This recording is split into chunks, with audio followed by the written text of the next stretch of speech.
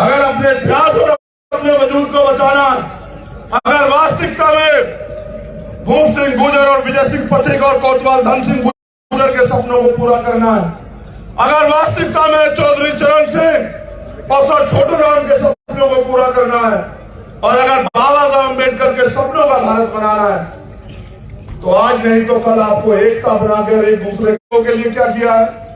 क्या आपने मेरे लोगों को स्पेशल नौकरी दी, SC ST OBC के लोगों को? क्या आपने उनको पढ़ाई में बहुत अवसर दिए?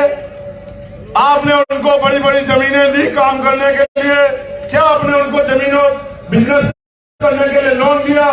क्या आपके पास कोई ऐसी नीति है कि पढ़ने के लिए विदेश भेजते हो बच्चों को? क्या आपके पास मेरे समाज की तरक्की के लिए कोई नीति है?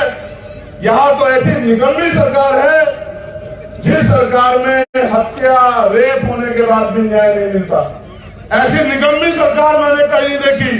तो फिर मैं उनसे कहता हूं कि भाई चलो मेरी छोड़ दो, मेरे लोगों को तो आदत है कि वो धीरे धीरे अपने पैरों पे खड़े हो रहे हैं। मेरे लोग तो धीरे धीरे हिम्मत उठा रहे हैं, नीला झंडा हाथ में उठा रहे हैं, वो तो मेहनत कर रहे हैं, जय भीम का नारा लगा रहे हैं। लेकिन जो मुस्लिम समाज के लोग आपको जी तोड़ के वोट देते हैं, जब आपके प्रदेशों में जहां आपकी सरकारें दंगे होते हैं, तब आप क्या करते हो? अभी यहां 2 बच्चों को यहीं से राजस्थान से पकड़ के लेके गए गोरक्षा के नाम पे, जो फर्जी गुंडे हैं, और वहां हरियाणा में ले जाके उन दोनों बच्चों को इतना पीटा, और पीट के उन दोनों बच्चों को, उनकी माओ पे क्या बीती होगी कि उन दोनों बच्चों को जो है जिंदा जला दिया इन सरकारों के नेतृत्व में। देखो यहाँ ये छोटा भाई और बड़ा भाई यहां से पकड़ के ले गए, यहाँ पुलिस के लोग। बताओ, अगर कोई गुंडा के किसी गरीब के बच्चे को यहां से पकड़ के ले जाता तो आपकी पुलिस क्या तमाशा देख रही थी? बताओ, क्यों रोका नहीं गया? क्यों उन दोनों बच्चों की मां को खून के आंसू रोने दिया आप लोगों ने? बताओ, बात करते हो तुम तो उनकी रक्षा नहीं कर पाते जो बनवा मजदूर बनकर तुम्हें वोट देते हैं। मेरे लोग की रक्षा करोगे? नहीं, मेरे लोग अब अपने पैरों पर खड़े होंगे, अब अपने स्वाभिमान सम्मान की लड़ाई लड़ेंगे, अब भाईचारा पैदा करके गांव गांव में जाके जो तुम्हें वोट देके तुम्हारी सरकार बनाते तुम्हारे झूठे इरादों में नहीं आएंगे। भाईचारा पैदा करके SC ST OBC में जिस तरह से खेत में काम करते हैं, जिस तरह से क्षेत्र में काम करते हैं, जिस तरह से मेहनत मजदूरी करते हैं, अपनी पार्टी को भी आगे बढ़ाने के लिए काम करेंगे और अपने अधिकारों की सुरक्षा करेंगे।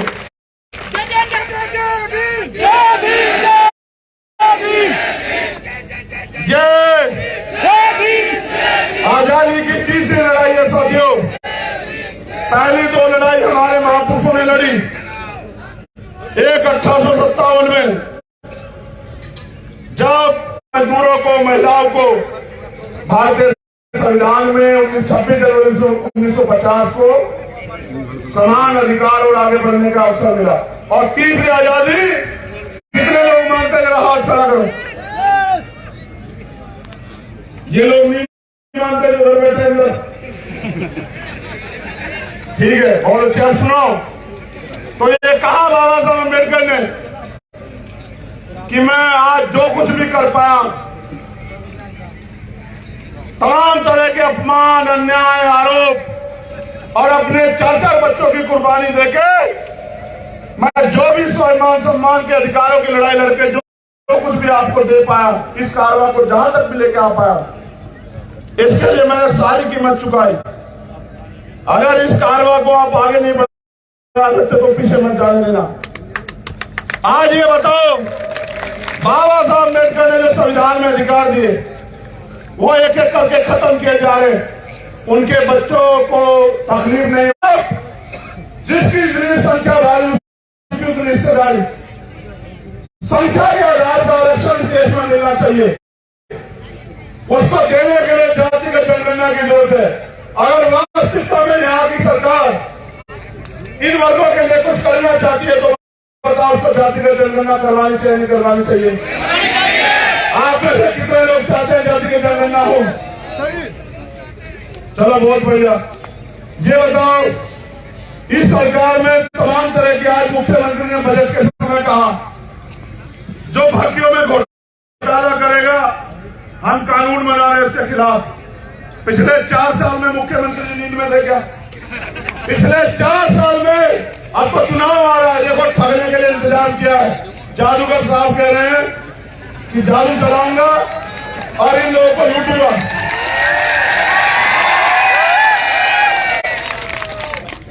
देखो पहली बात जान लो, मेरी राय अपने लोगों के लिए अभी एक मेरी माँ चूमने लगी, मुझे आशीर्वाद देने लगी, कहीं मैंने मेरा शेर आ गया। देखो भैया शेर वेर का तो नहीं पता, क्योंकि वो तो जानवर होता है। अपने समाज को पैरों पर खड़ा कर पाए, स्वाभिमान सम्मान का जीवन दे पाए, हक अधिकारों के साथ खून बेच के, पिता खून बेच के पैसे देता। इनका जोर पेपर लीक करने वालों पे नहीं चलता साथियों, इनका जोर आपके भाई को कैद करने में चलता है। इसको ये करके ताकतवर समझते हैं। और मैं लड़ता क्यों नहीं बताऊं आपको, क्योंकि जिनसे कैद कराते हैं वो मेरे पुलिस के भाई भी मेरे अपने लोग। नेताओं के बच्चे नहीं कर रहे नौकरी एक दो को छोड़ के, मैं उनसे क्या लड़ूं? ये चाहते हैं मैं उनसे लड़ूं। इसलिए मैंने समझा इस लोकतंत्र में संविधान के जरिए कि अगर कहीं सबसे ज्यादा ताकत है तो वो सत्ता में है। अब हमारे लोगों को तय करना है कि वो इन सरकारों से, निकम्मी गूंगी बहरी बेईमान सरकारों से मांगने का काम करेंगे, अपने पैरों पर खड़ा हो। अगर अपने पैरों पे खड़े हो जाओगे साथियों तो किसी के आगे हाथ नहीं फैलाना पड़ेगा। जब पेपर एसडीएम बने, तहसीलदार बने, डॉक्टर बने, इंजीनियर बने, जब पेपर लीक होता तो आपका खून भी जो है ना, उसमें भी जो है उबाल आता होगा, आपको भी तकलीफ होती है।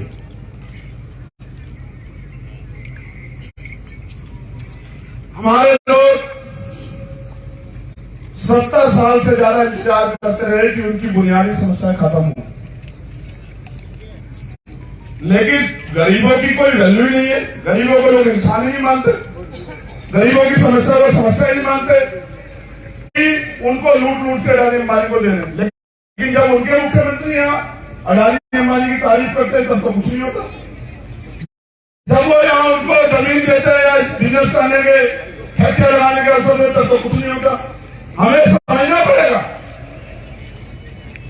कि अगर हम जो काम कर रहे हैं, उत्तर प्रदेश में हमने अपने संगठन को मजबूत कर लिया, बड़ी मजबूत कर लिया। जब जो रोटी को है, रोटी आधी रोटी तोड़ तोड़ के, आधी रोटी खिला खिला के, वो साधन जुटा जुटा के वहां भी आंदोलन को मजबूत कर रहे। अब बाकी जिम्मेदारी राजस्थान के कंधों पर है। राजस्थान अगर अपनी भूमिका नहीं अदा करेगा, और जो हमारे नेता लोग हैं, मेरे लिए जरा सा भी प्रेम है मेरे और महापुरुष मेरे छोड़, चलो मैं तो एक अंजना सा सिपाही हूं महापुरुषों के आंदोलन। अगर आपके मन में महापुरुषों के नाम देंगे, मैं यहाँ अपना खून पसीना बहा आप लोगों के साथ खड़े। कभी निराश किया के बताओ राजस्थान के लोग, कोई एक बताओ कि मैं दिल्ली में पढ़ के चैन से लोग चाहते हैं हाथ खड़ा करो।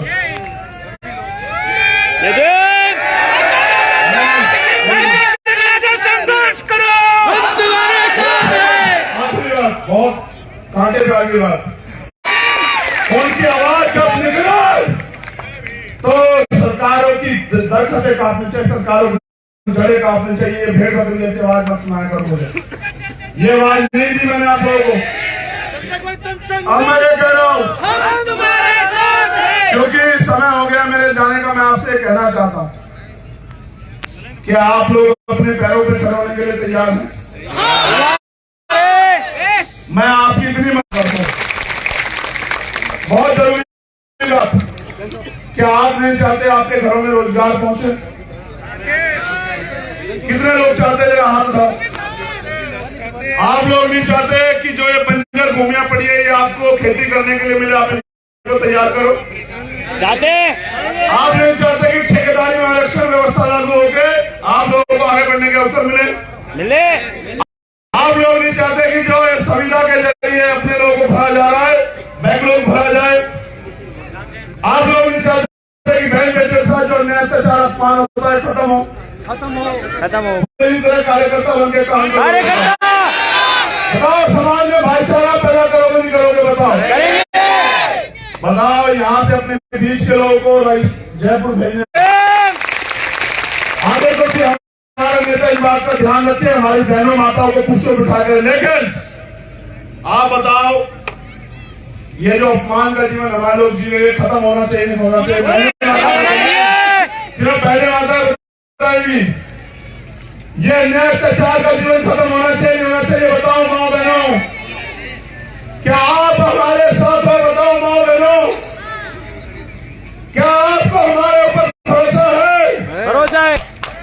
फिर ऐसा ना हो कि कोई चंद पैसे और सुविधा दे दे और आप लोग भटक जाओ, ऐसा तो नहीं होगा। याद रखना मेरी बात को, नौजवान साथियों, जिन अधिकारों के लिए आप सरकार से मांग करते हो ना, इस प्रदेश में भी वोट आपका सबसे ज्यादा है। उन अधिकारों को आप देने वाले बन जाओगे अगर अपने आप वोट की ताकत को समझ लो। अपने एक एक वोट को हमारे प्रत्याशी के समर्थन में देना। और जयपुर जितने बुला बताओ कितने लोग बुलाओगे? बताओ जरा साहब। नहीं, एक मिनट,